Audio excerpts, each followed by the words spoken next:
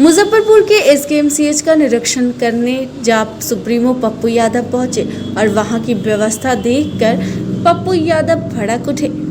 जब पप्पू यादव ने एसकेएमसीएच अस्पताल का निरीक्षण किया तो कितनी बिगड़ती हालात देखने को मिली, ये आप खुद ही देख लीजिए। आपको बता दें कि बिहार सरकार स्वास्थ्य व्यवस्था को लेकर बड़े बड़े वादे करते हैं, लेकिन अस्पताल की व्यवस्था किस कदर लोगों की जान से खेल रहा है, ये वीडियो देखकर ही आपको पता चल जाएगा। भाई ये मौत का दूसरा शमशान है, बस आपको यहाँ आके मारना है।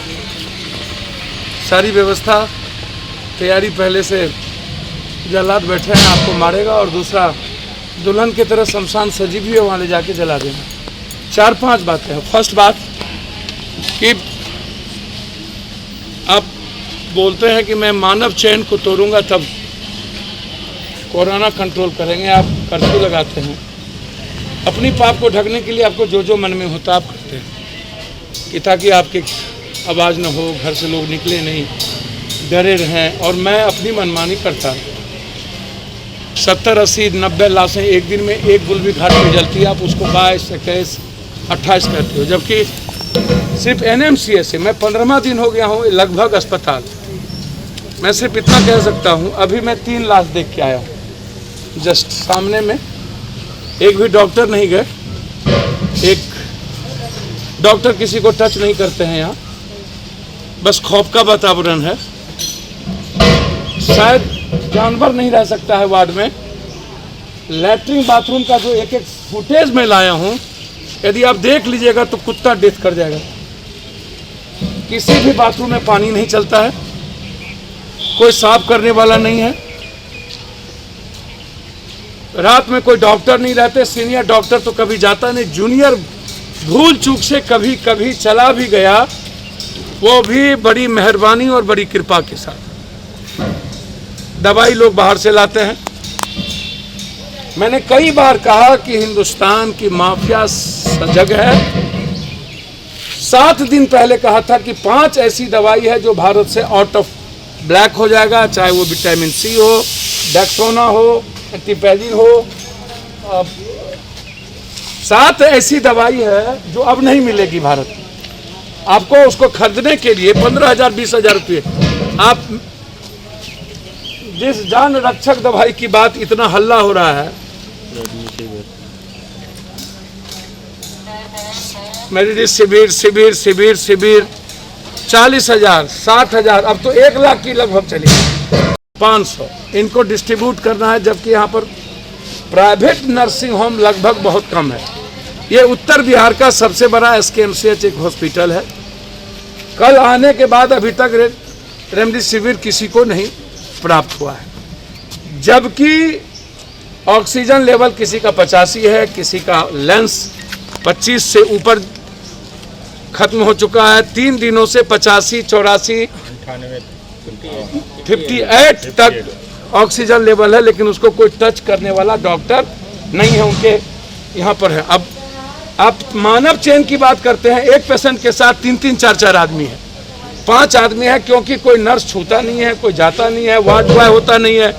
तो स्वाभाविक है कि कोई भी बेटा, कोई भी माँ, कोई भी पति, कोई भी पत्नी, कोई भी भाई अपने को मर के भी जिंदा रखना चाहेगा।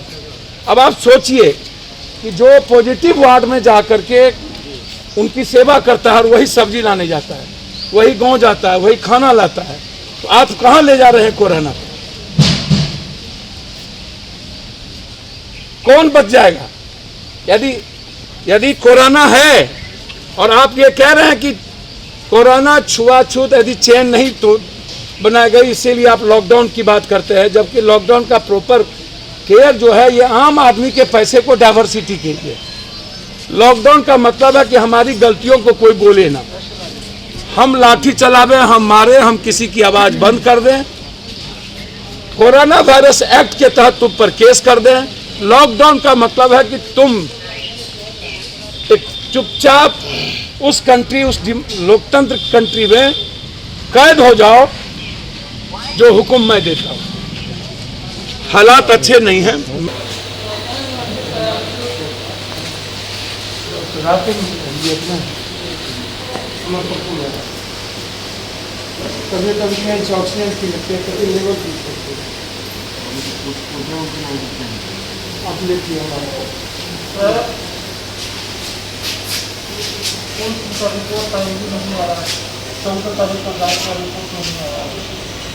चौदह को बाथरूम पर बहुत ज़्यादा चला देखिए इनको नया बात बताया है तो बोलने लिए जा रहे हैं तो बोल रहा है कि क्या दवाई कितना दिन से है आपके अंदर? कल भर्ती किए हैं शरीर सब ये ठीक-ठाक रहे। जिसको मनोज राय तो रात से हमने गाड़ी तक तो उसको न देखने गया न कुछ न कोई अच्छा नहीं लगता है। बाथरूम लोग कैसे जाएंगे कहना मुश्किल। मैंने तो देख लिया बात, जानवर भी नहीं जा सकता, आदमी की बस की चीज़ तो यहाँ पर सेकेंड बेड पर है वो, इसको कोई नहीं अभी रात में एडमिट हुआ। हम लोग अभी उसको उसी रूप में नहीं देखेंगे तो क्या हो। प्लीज़ डॉक्टर साहब प्लीज़ प्लीज़। आप क्या है क्या कर ला आप ऊपर में लिफ्ट तो है, इधर से है।